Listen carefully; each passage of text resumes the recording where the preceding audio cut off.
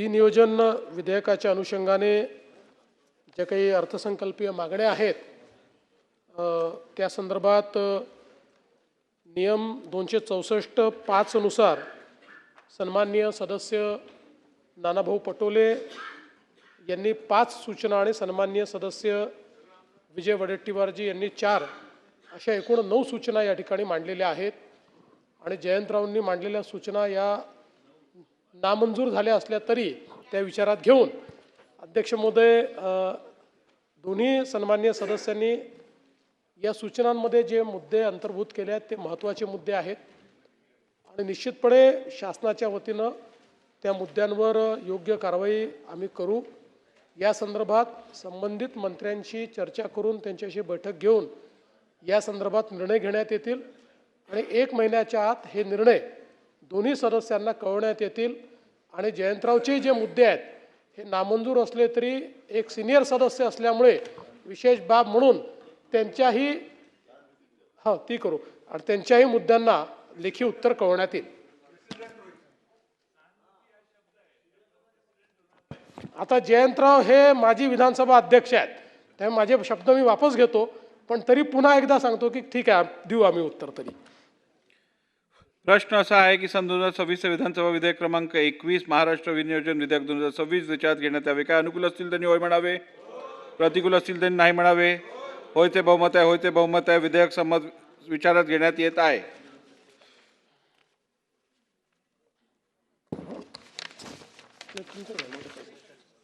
आता विधेयक खंडशः विचारात घेण्यात येईल। खंड 2 व 3 अनुसूची खंड 1 संपूर्ण शीर्षक आणि हेतुवाक्य विधेयकाचे भाग समजण्यात यावेत। अनुकूल असतील त्यांनी होय म्हणावे, प्रतिकूल असतील त्यांनी नाही म्हणावे।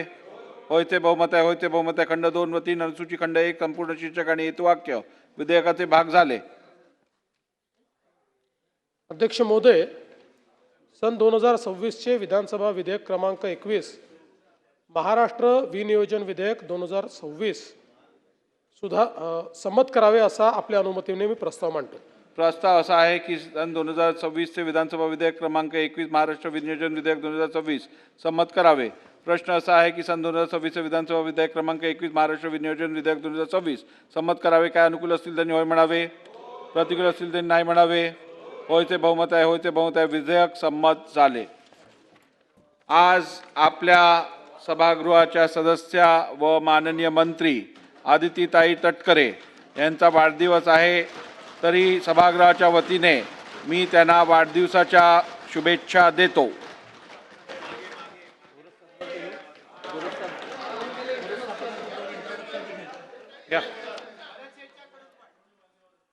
शासकीय विधेयक पुरस्थापनार्थ पुरवणी मागण्या मागच्या आता जे पुरवणी मागण्या झाल्या आता मागण्या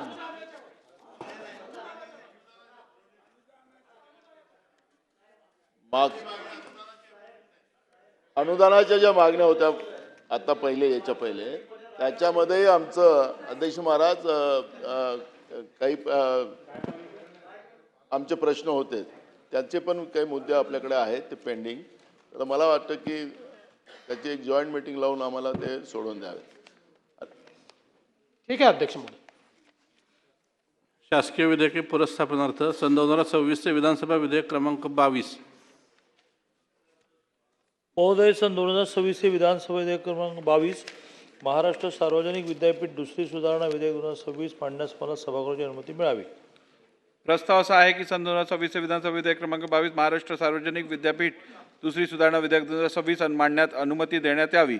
प्रश्न असा आहे की सन 2026 विधानसभा विधेयक क्रमांक 22 महाराष्ट्र सार्वजनिक विद्यापीठ दुसरी सुधारणा विधेयक 2026 मांडण्यास सभागृहाची अनुमती आहे काय? अनुकूल असतील त्यांनी होय म्हणावे, प्रतिकूल असतील त्यांनी नाही म्हणावे। होयचे बहुमत आहे, होयचे बहुमत आहे। प्रस्ताव संमत झाला। महोदय, मी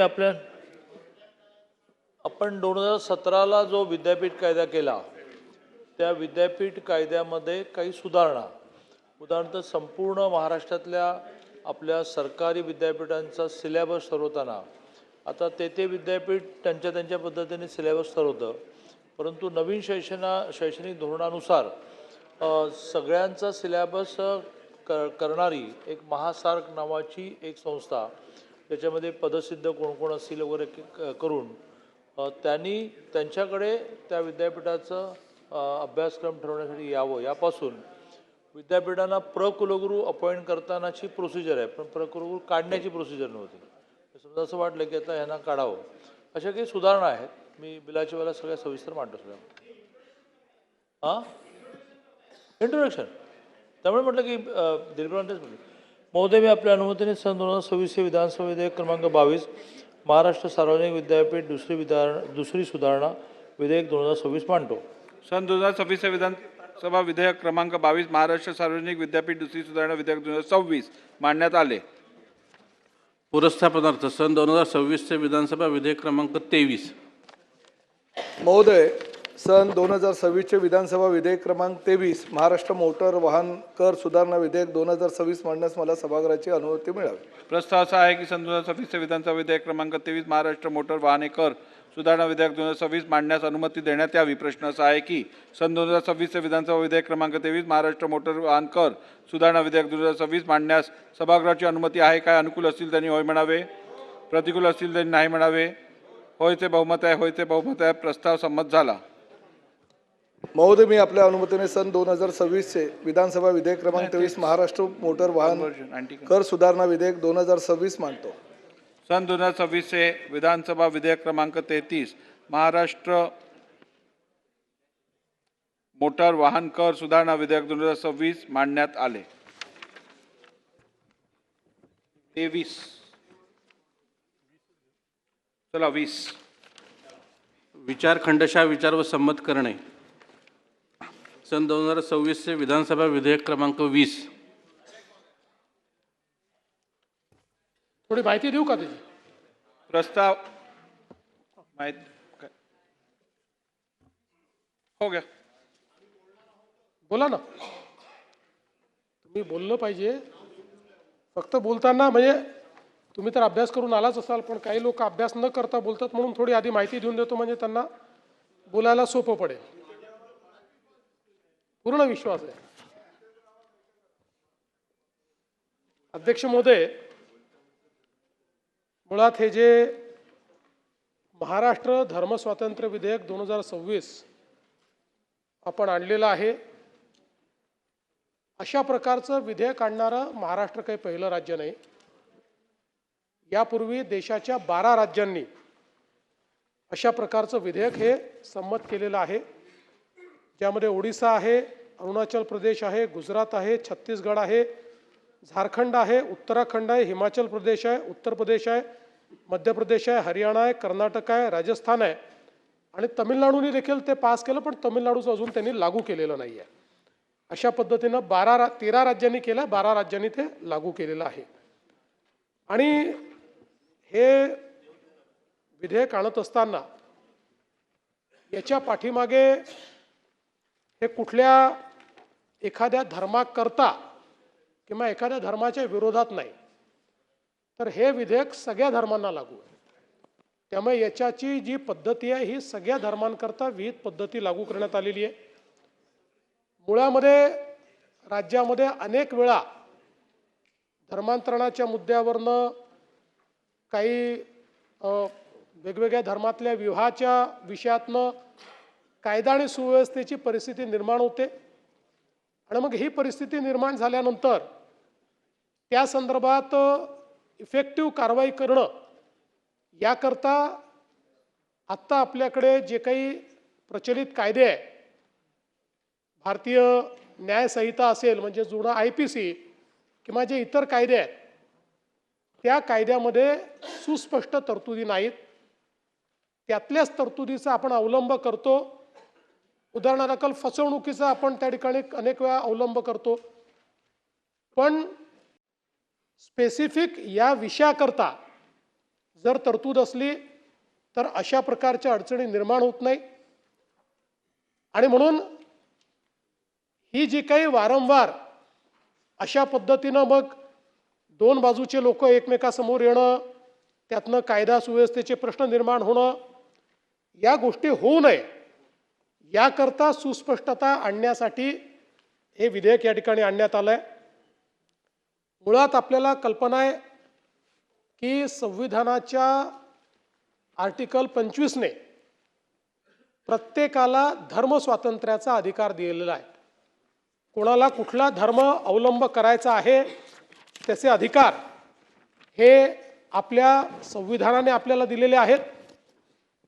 पण हे करत असताना माननीय सर्वोच्च न्यायालयाने एक गोष्ट आपल्याला सांगितली आहे की प्रत्येकाला आपल्या धर्माचा अवलंब करण्याचा अधिकार असला तरी हा अधिकार काही रिस्ट्रिक्शन्सला त्या ठिकाणी अनुलक्षून देण्यात आलेला आहे.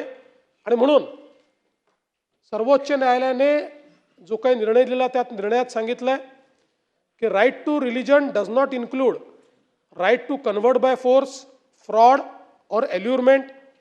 Right to religion includes right to be protected from such unlawful conversions, and the state is empowered to protect its citizens by enacting anti-conversion laws. हे या ठिकाणी सर्वोच्च न्यायालयाने हा निर्णय दिलेला आहे. या अनुषंगाने केंद्र सरकारच्या स्तरावर पूर्वी या संदर्भात कायदा तयार करावा असा विषय आला होता. त्यानंतर त्या काळामध्ये केंद्र सरकारने सांगितलं हे राज्याच्या परिलक्षात किंवा राज्याच्या प्रिव्ह्यूमध्ये हा विषय येतो आणि म्हणून राज्यांनी याच्या संदर्भात कायदा केला पाहिजे. जसं मी सांगितलं या वेगवेगळ्या राज्यांनी 1968 पासून हे कायदे केलेले आहेत. त्यामुळे हा काही आज कायदा होतो असं नाही आहे. 1968 पासून वेगवेगळ्या काळामध्ये कोणी 2002 साली केला, कोणी 5 साली केला, कोणी 7 साली केला, अशा पद्धतीनं हे कायदे या ठिकाणी करण्यात आलेले आहेत. आणि जसं मी सांगितलं की स्पष्टपणे या ठिकाणी सुप्रीम कोर्टाने सांगितले आहे की एखादा कायदा हा कन्व्हर्शन बाय फोर्स, फ्रॉड, अल्युरमेंट याला प्रोहिबिट करत असेल तर असा कायदा संवैधानिक आहे, तो कॉन्स्टिट्यूशनल आहे असं देखील या ठिकाणी सांगण्यात आलेलं आहे. आणि मग या अधिकारामध्ये बळजबरी, फसवणूक इत्यादीद्वारे बेकायदेशीर धर्मांतरणापासून संरक्षण करण्याकरता हे विधेयक आहे. त्यामुळे कोणी धर्मांतर करू नये याकरता हे विधेयक नाही, तर फसवणूक, बळजबरी किंवा तत्सम बाबींकरता आणि त्या माध्यमातून होणारं धर्मांतर हे त्यापासून नागरिकांचं रक्षण झालं पाहिजे याकरता हे विधेयक या ठिकाणी आणलेलं आहे. आणि धर्म स्वातंत्र्याच्या हक्काचं संरक्षण करण्यासाठी आणि बेकायदेशीरपणे एका धर्मातनं दुसऱ्या धर्मात नेण्याच्या संदर्भात या ठिकाणी हे प्रतिबंधित करतं. आता याच्यामध्ये व्याख्या देखील अतिशय स्पष्ट केलेल्या आहेत. प्रतिबंधित काय आहे?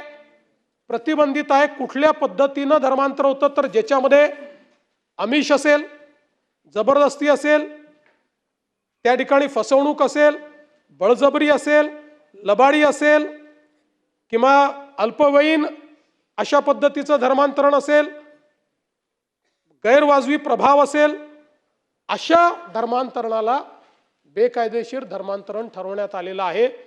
या पद्धतीनं केलेलं कुठलंही धर्मांतरण हेच फक्त या ठिकाणी बेकायदा धर्मांतरण होणार आहे. आणि जसं मी उल्लेख केला की या सगळ्या ज्या गोष्टी आहेत म्हणजे पुन्हा इंग्रजीत सांगायचं झालं तर allurement, coercion, deceit, force, misrepresentation, threat, undue influence आणि फ्रॉड यापैकी काही वापरून जर एखादं धर्मांतरण झालं असेल तर हा कायदा त्या धर्मांतरणाला एक प्रकारे प्रतिबंधित करतो आणि त्याला बेकायदेशीर ठरवतो. आणि या संदर्भात अशा पद्धतीनं कोणी वागू नये या संदर्भातली कायद्यातल्या तरतुदी आहेत. आणि या कायद्यातल्या तरतुदीचं जर उल्लंघन करून त्या ठिकाणी एखाद्याचं धर्मांतरण केलं असेल तर धर्मांतरण करणारा व्यक्ती किंवा संस्था हे ज्या पद्धतीनं ते इन्व्हॉल्व असतील त्या पद्धतीनं त्या ठिकाणी शिक्षेस पात्र असतील. आणि अशा पद्धतीनं झालेलं धर्मांतरण हे नल अँड व्हॉइड होईल.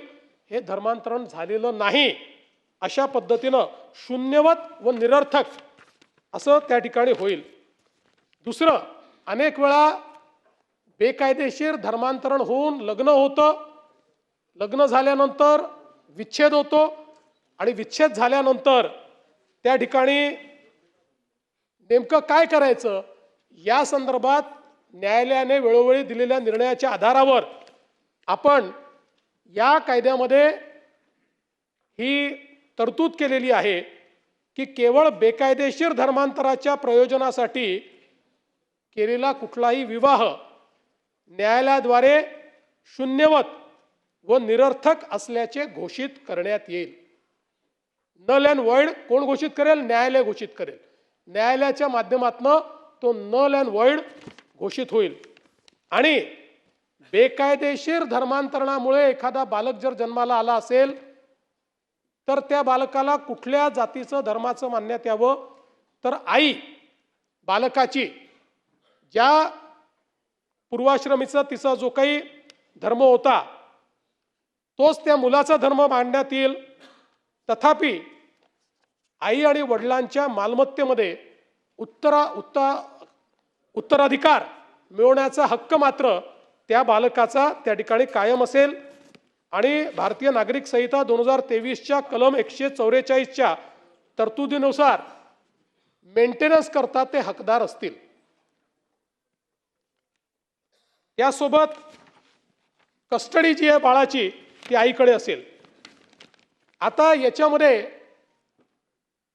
धर्मांतरण जर कोणाला करायचं असेल तर सर्वोच्च न्यायालयाने सांगितल्याप्रमाणे त्याची तरतूद यात केलेली आहे. सर्वोच्च न्यायालयाने आपल्या न्याय निर्णयामध्ये सांगितलं की अशा प्रकारचा कुठलाही कायदा करत असताना एक विहित पद्धत ही धर्मांतरणाकरता देखील आपण घालून दिली पाहिजे. त्या संदर्भात धर्मांतर करण्याचा इरादा असलेली जी व्यक्ती आहे त्या व्यक्तीने जशी लग्नाची नोटीस देतात तशी धर्मांतरणाची नोटीस द्यायची आहे. आणि सक्षम प्राधिकरणाने ही खात्री करायची आहे की हे स्वेच्छेने धर्मांतर होत आहे आणि त्यानंतर ते धर्मांतर करण्याचा त्याला अधिकार असेल तो ते धर्मांतर करू शकेल. मात्र असं जर लक्षात आलं की या तरतुदीचं उल्लंघन करून या ठिकाणी ते करण्यात येत आहे तर त्या संदर्भात यापूर्वी सांगितल्याप्रमाणे त्या संदर्भातली कारवाई जी आहे ती कारवाई करण्यात येईल. मग त्याच्यामध्ये आपण कायद्यात त्याच्या तरतुदी दिलेल्या आहेत की त्याची विहित पद्धत काय असणार आहे. आणि समजा ती प्रोसेस पूर्ण केली तर त्याची नोंद होईल आणि मग एकदा ती नोंद झाली तर मात्र ते कायदेशीर पद्धतीनं आणि स्वेच्छेनं केलेलं धर्मांतर समजण्यात येईल. आणि मग त्याकरता कुठल्याही प्रकारच्या फौजदारी कारवाई किंवा तत्सम पद्धतीनं काहीही त्या व्यक्तीच्या विरुद्ध आपल्याला करता येणार नाही. आणि म्हणून एखाद्या व्यक्तीने या संदर्भात जर कारवाई पूर्ण केली नाही तर मात्र किंवा समजा धर्मांतर केलं आहे आणि त्या संदर्भातली इंटिमेशन दिलेलं नाही आहे अशा पद्धतीचं असेल तर ते धर्मांतर मात्र नल अँड वॉइड या ठिकाणी मानण्यात येईल. आता एखाद्या व्यक्तीला जबरदस्ती त्याचं धर्मांतर केलेलं आहे अशा पद्धतीची तक्रार देण्याच्या संदर्भात व्यक्तीचं आई वडील भाऊ बहीण अथवा अशा व्यक्तीशी रक्ताचे किंवा वैवाहिक किंवा दत्तक नाते असेल अशा कुठल्याही व्यक्तीला त्या ठिकाणी ती तक्रार देता येईल. पण एखाद्या केसमध्ये पोलिसांना जर असं वाटलं तर पोलीस की बाबा याच्यामध्ये तक्रारदार नाही आहे पण ॲपरंटली अशा पद्धतीची घटना घडलेली आहे तर कायद्याने पोलिसांना ते सुमोटो अधिकार आहेत. त्या केसमध्ये पोलीस ते करू शकतील. अन्य केसेसमध्ये याच्यात पॅन्डोरा बॉक्स कुठेही उघडलेला नाही आहे तर जवळचे रक्ताचे नातेवाईक सभागृहाची वेळ कामकाज संपेपर्यंत वाढवण्यात येत आहे. त्याच असेच व्यक्ती हे या संदर्भात जी काही तक्रार आहे ती तक्रार करू शकतील. आणि मग त्या संदर्भातल्या गोष्टी आपण या ठिकाणी दिलेल्या आहेत. याच्यामध्ये मग अपराध जर घडला असेल तर त्याच्या शिक्षा दिलेल्या आहेत ज्याच्यामध्ये 7 वर्ष कारावास आणि 1 लाख रुपये दंड आहे. अज्ञान मनोविकल व्यक्ती असेल किंवा अनुसूचित जाती अनुसूचित जमाती ची व्यक्ती असेल तर त्या केसमध्ये 7 वर्ष कारावास आणि 5 लाख रुपये दंड या पद्धतीनं ते करण्यात आलेलं आहे. सामूहिक जे काही त्या ठिकाणी असं कार्य होतं त्याला 7 वर्ष कारावास आणि 5 लाख रुपये दंड आहे. आणि दोषसिद्धीपूर्वी दुसरा अपराध जर केला तर 10 वर्ष कारावास हा या कायद्याच्या माध्यमातून सांगण्यात आलेला आहे.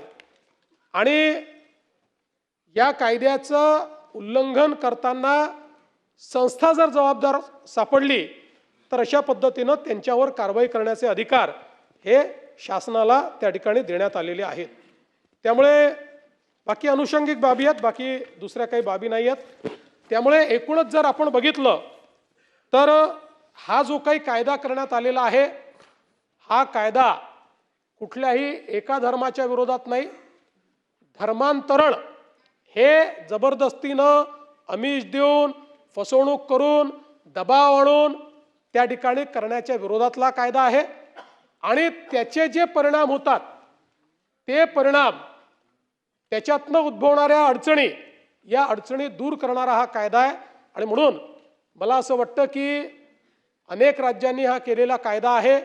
राज्यामध्ये हा कायदा केल्यानंतर अशा प्रकारचे अनेक प्रश्न जे उद्भवतात आणि त्यातनं लोक आपल्या हातामध्ये कायदा घेताना दिसतात, कायदा व सुव्यवस्थेची परिस्थिती निर्माण होताना दिसते. असं न होता या कायद्यामुळे पोलीस आणि जी काही शासकीय यंत्रणा आहे त्यांना कायदा आणि सुव्यवस्था राखता येईल आणि ती राखण्याकरता त्यांना कायद्याचं पाठबळ या निमित्ताने मिळेल.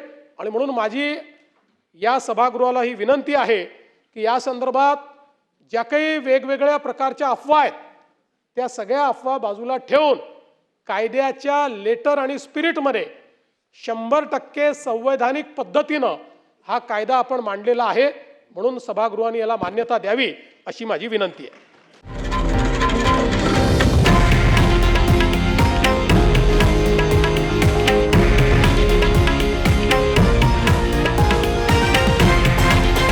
हे आहे देशातील नंबर 1 न्यूज नेटवर्क आणि आपण पाहत आहात TV9 मराठी, एकमेव.